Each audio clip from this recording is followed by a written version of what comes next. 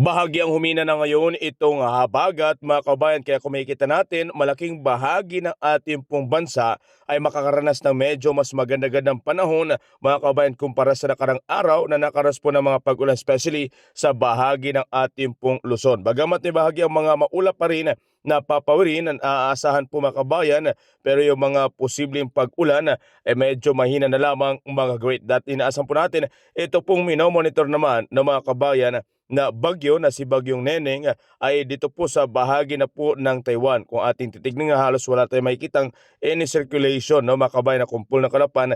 Inaasahan po na ngayong araw din ay maaaring hihina into low pressure area na lamang. Sa ngayon, kung pag-uusapan natin sa lagay ng ating pong panahon, ang nakikita natin may bahagyang mga kalat-kalat na kumpul na kalapan ay ng part ng Kalayan, then ilang bahagi ng ating Northern Luzon, okay? Pero inaasahan po natin na medyo mas okay na kumpara sa nakarang araw ho mga kabayan. Ang ilang part ng ating Tarlac, Metro Manila, Olongapo, ang bahagi po ng ating pong Lawag, asahan lang po yung medyo maulap na papawirin. Pero pagsapit po ng araw mamaya, inaasahan po medyo mas maganda-gandang panahon na.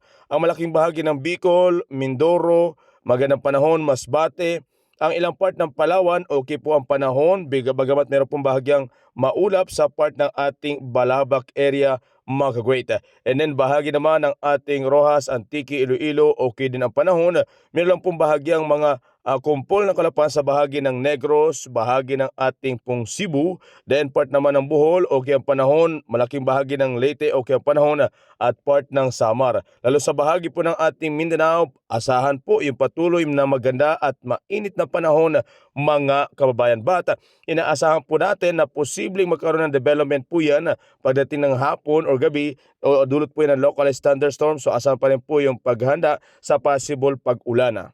Ngayon naman, na mga kabayan, huwag pa rin pong kampantel dahil pong habagat ay maaari pa rin pang paulan sa ating bansa dito po, no, sa pagpasok nitong iting inaasahan pong malakas na bagyo sa susunod na linggo. So estimated po natin yan na ito ipapasok ng ating Philippine Area of Responsibility possible sa Lunes by August 24, and then inaasahan po natin na maaari po itong magpahatak din po sa habagat sa pagitan po, no, ng Miyerkules. Kung makikita natin ito pong kulay dilaw, yan po, no, so inaasahan pa rin po natin na maaari magdulot po yan, no, ng mga pagbaha kapag tuloy-tuloy ang pag-ulan na maranasan, especially sa bahagi ng ating Luzon area mga kababayan.